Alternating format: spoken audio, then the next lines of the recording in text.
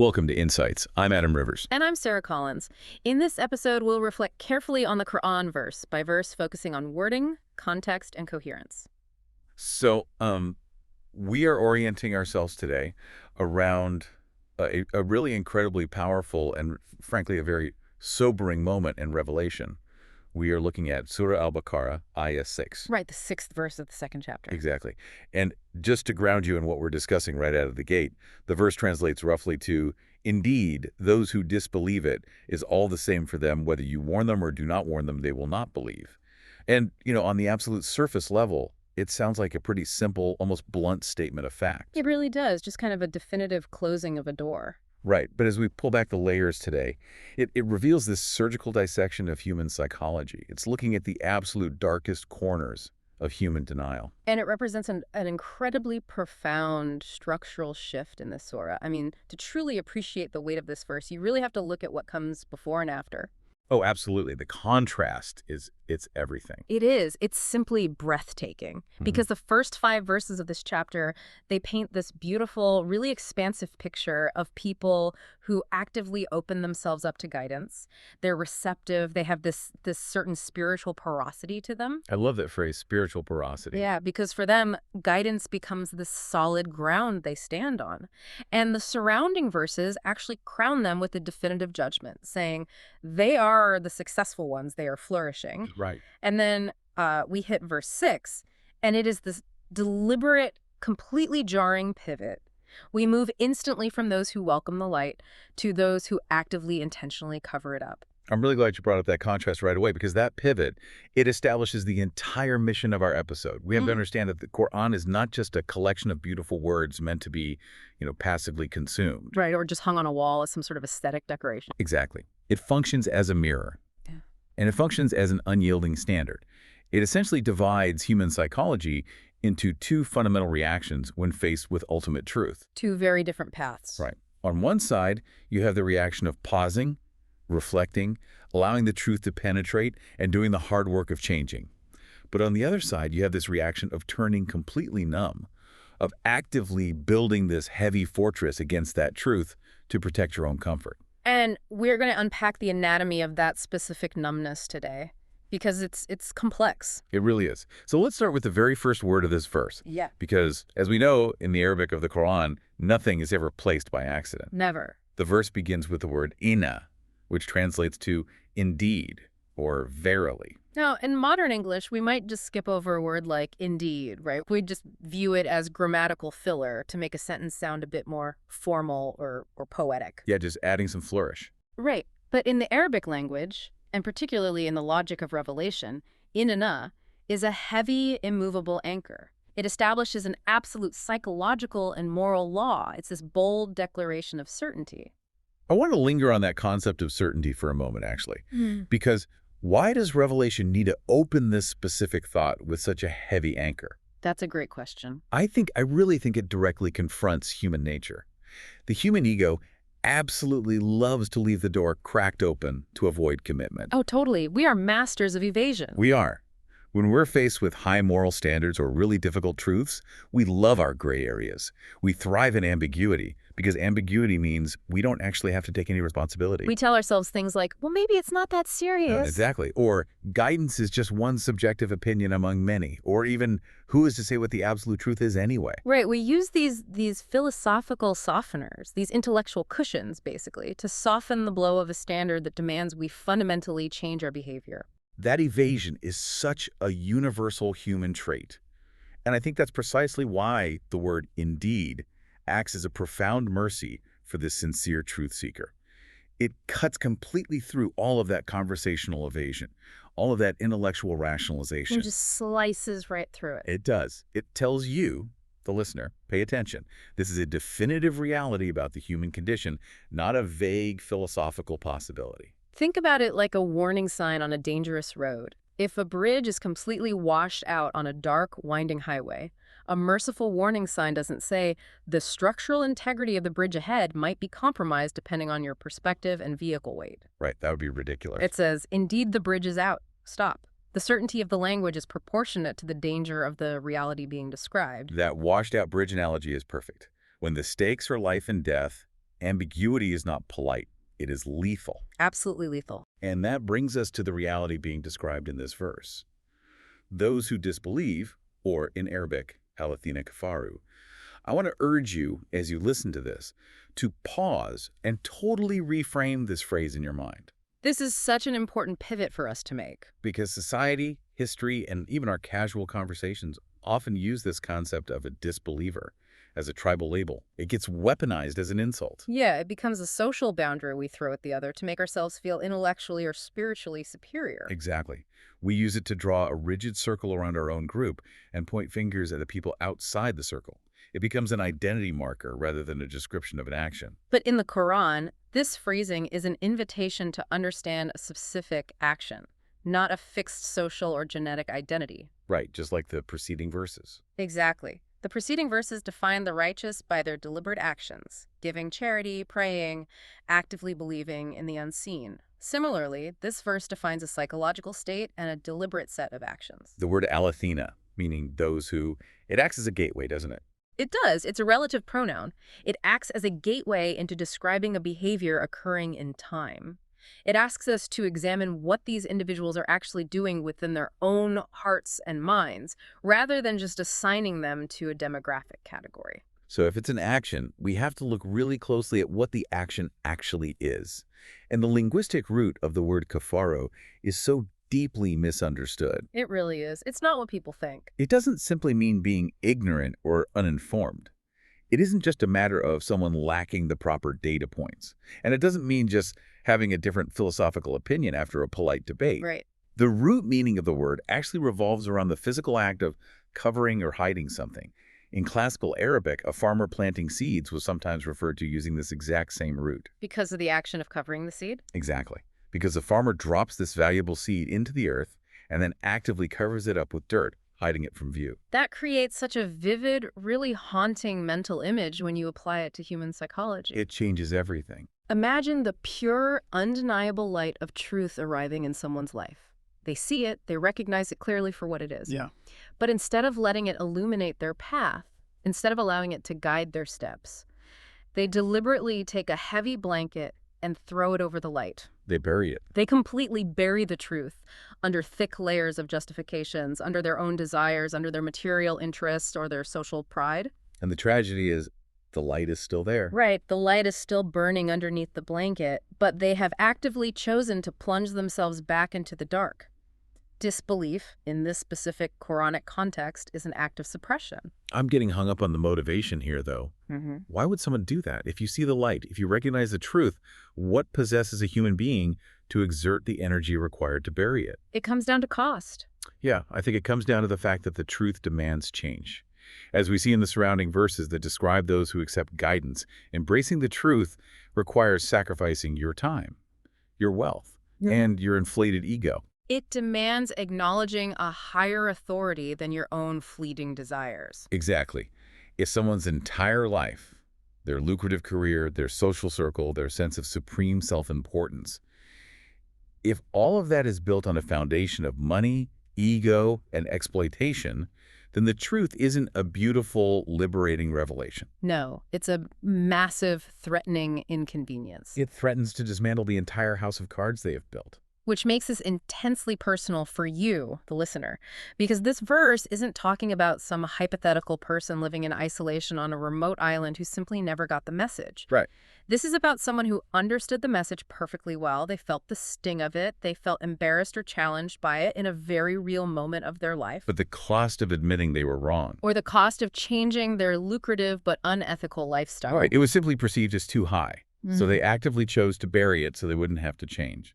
They calculated the cost of truth, found it too expensive, and chose the comfort of the blanket over the demanding nature of the light. And when you make that choice over and over again, it leads to the most terrifying part of this verse. The phrase, Sawa'un alayhim. Yes, which translates to, it is all the same for them. Let's really unpack the tragedy of Sawa'un, because it means an absolute flatlining of the moral compass. The needle no longer points north. It doesn't point south. It doesn't point anywhere at all. It just spins aimlessly or freezes completely. It is the absolute death of moral sensitivity. To put it simply, it's when your inner alarm system gets completely unplugged. Hmm. You could do something awful, and you don't even feel a twinge in your stomach anymore. And the psychological descent into that state is incredibly insidious. A person doesn't collapse morally overnight. You don't wake up on a random Tuesday morning and decide to become completely numb. No, it happens through a process of gradual, almost imperceptible numbing. At first, you compromise a little bit on your values, and it bothers you. It keeps you up at night. Then you do it again, and it bothers you a little less. The friction wears down. Eventually, you lose the ability to tell the difference between honesty and lies, between cruelty and mercy, between a life-saving warning and uneasy silence. It all just blends into one monotonous background noise. The heart becomes a flat line on a spiritual EKG monitor. Sawa'un is the terrifying state of perfect, numb indifference. I want to drill down into a brilliant linguistic nuance here that we absolutely cannot miss. Okay. The verse says it is the same upon them, using the Arabic word alayhim, rather than saying it is the same to them. Oh, that's such a specific choice. It is. That preposition is so revealing. Why use upon? In Arabic, spatial prepositions carry a lot of emotional weight. Saying upon them implies a heavy burden falling from above. It suggests a suffocating pressure. It isn't just data arriving at their doorstep. Exactly. It is a weight pressing down on their shoulders. When we analyze that choice of preposition, it really reveals the entire internal psychology of rejection. When a warning comes to this type of person, say a friend pointing out a toxic behavior or revelation pointing out a deep injustice they're committing, they don't objectively evaluate the warning to see if it's factually true. No, they don't process it logically at all. They feel the warning as a crushing physical weight threatening their lifestyle, their power, or their carefully curated self-image. It lands upon them like a boulder. The truth isn't perceived as light, it is perceived as an oppressive load. That makes so much sense when you observe how people react to criticism. It's a defense mechanism. Because they feel personally attacked and weighed down by the truth, they become instantly and deeply defensive. Their walls go up immediately. Their internal monologue doesn't pause and ask, is this the truth? Should I reform my ways? Instead, the threatened ego takes over and asks, how do I silence this noise? How do I discredit the messenger? How do I throw this oppressive weight off my shoulders so I can go back to doing whatever I want without feeling guilty? The warning isn't processed as helpful information. It's processed as a hostile assault on their personal sovereignty. Which brings us to a fascinating narrative mystery within the verse. It states that it is the same whether you warn them or do not warn them. Now, a purely logical mind might immediately ask, if the outcome is identical, if their hearts are completely flatlined and they're just going to fight the warning anyway, why on earth are the messengers still being told to warn them? It feels like a massive waste of time and emotional energy. It does. But explaining this dynamic actually liberates the messenger. And it liberates anyone in the world who is trying to do good or speak truth to power. That is such a vital, practical point for anyone who cares about justice, reform, or even just helping a friend. We see reformers, activists, teachers, and deeply caring parents burn out all the time. Constantly. They burn out because they carry the false burden of outcome. They think their failure to change a person's mind is their own personal fault. They think, if I just argued better, if I just presented the data more clearly, if I was just more patient, they would change. But this verse steps in to clarify a fundamental rule of the universe. You cannot force a spiritual awakening.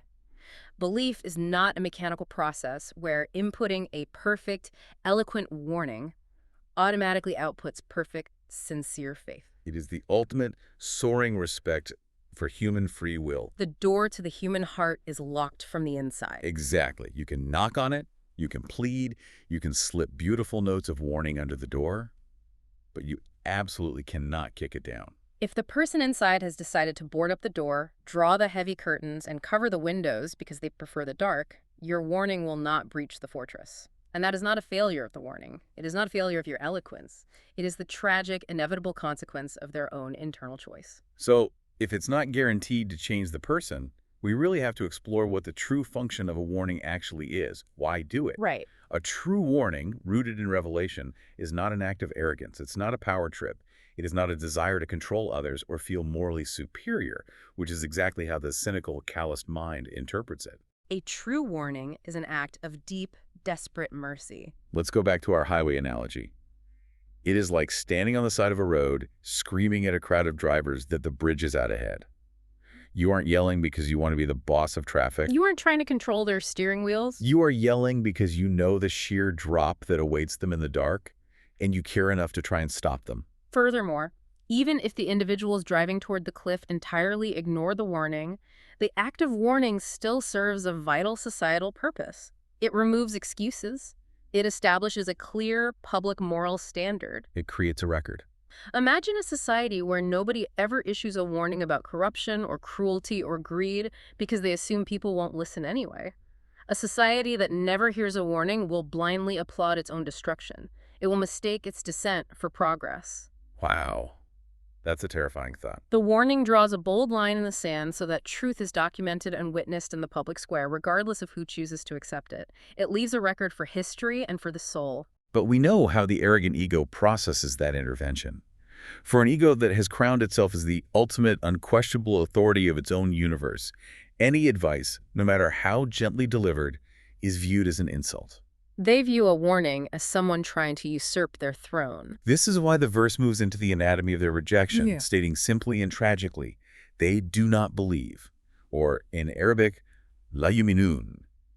I want to look closely at the grammar here because it feels incredibly intentional. The grammar here is incredibly telling. They do not believe is delivered in the present tense. Present tense. Revelation does not say they did not believe, as if it were a past finished event where the book was closed, the ink was dry, and their fate was sealed forever without their input. It is an ongoing, active, present tense stance of refusal. Every single time a new proof arrives, every time life offers them a quiet moment of reflection, every time they witness a tragedy that should soften their heart, they make the active, conscious choice to pull the blanket back over the light. They bury it again and again and again, day after day. And we have to ensure you, the listener, understand that this is not forced destiny. This isn't some dark fatalism. The verse doesn't say they cannot believe, as if some external force reached into their chest and removed their biological capacity for faith against their will. It says they do not believe. They are in the driver's seat. They are making a choice moment by moment, breath by breath, to reject the truth. And they do it because of what they calculate the truth would cost them in the short term. To deeply understand what they are rejecting, we need to explore the root of the Arabic word for belief, which is iman. Yes. When we say believe in English, we often just mean acknowledging a cognitive fact, like, I believe the sky is blue. Right, just a mental checkbox. But the root of iman is deeply connected to the word aman, which means safety, security, and trust. It is the feeling of being safe from fear. When you believe in this profound Quranic sense, you aren't just ticking a box on a theology exam. You are entrusting your absolute ultimate safety to a higher power. You are leaning your entire weight onto the truth. Which means belief, at its core, requires immense vulnerability. You have to admit you don't know everything. You have to admit you are flawed, that you need guidance, that you aren't the master of the universe. And people who reject the truth often do so because they are absolutely terrified of being vulnerable. They're terrified of losing their curated status, of having to apologize to people they've wronged, or of admitting their entire worldview was built on fragile sand. They use the act of covering the truth, that root action of kafaru, as a heavy psychological shield to protect their deep-seated fears and insecurities. They project arrogance, but underneath, it is often profound cowardice. Let's use a physical analogy to really ground this spiritual condition. Think about the human hand, specifically the biology of how skin reacts to friction. Okay. If you do repetitive, harsh manual labor with your bare hands, like chopping wood or hauling stones, the delicate skin experiences intense friction and pain. To protect itself from that pain, the body's biological response is to develop thick calluses. Right, the skin literally hardens. Dead skin cells build up over the living tissue. Eventually, you can run a rough, jagged stone over that part of the hand and feel absolutely nothing. The pain is gone, yes, but so is the sensitivity.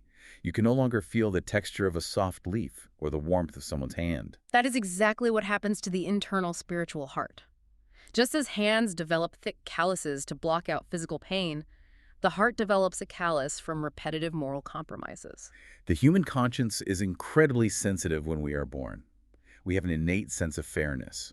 But look at the stages of how it hardens over a lifetime. The first time you compromise your morals, say, the first time you tell a significant lie to get ahead at work, or the first time you take something that isn't yours, you feel a sharp ping of guilt. Your heart rate spikes. You might sweat. You might lose sleep that night. You tell yourself, just this once, I had to do it, but not again, I'll fix it later. The living tissue of the heart feels the friction. But then comes the second time.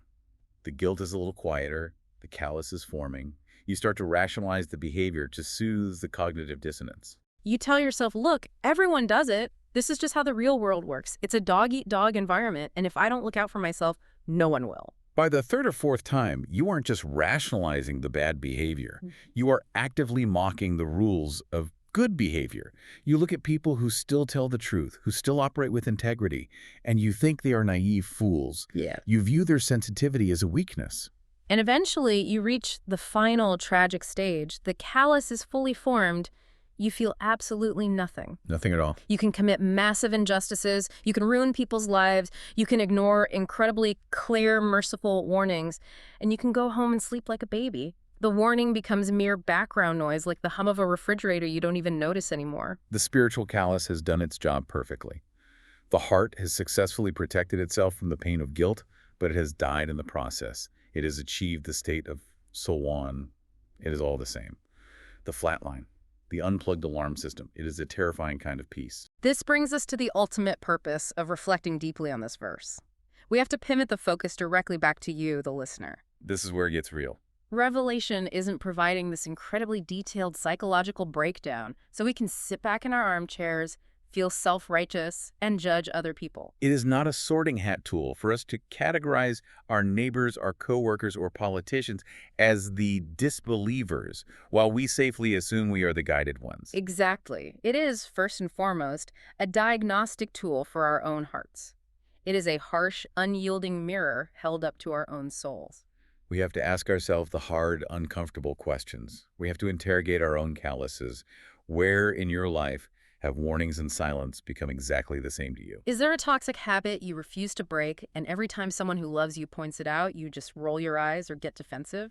Is there a person in your life, a spouse, a sibling, an employee, whom you refuse to treat fairly, and you've built a massive mountain of intellectual excuses to justify your coldness or cruelty? Is there an injustice you participate in, or quietly benefit from, and you rationalize it because fixing it would cost you money, or prestige, or pride? When a clear verse from the Qur'an, or a clear moral standard, directly confronts your lifestyle or your income, do you alter your lifestyle to meet the standard, or do you furiously try to reinterpret the standard so it leaves you alone in your comfort?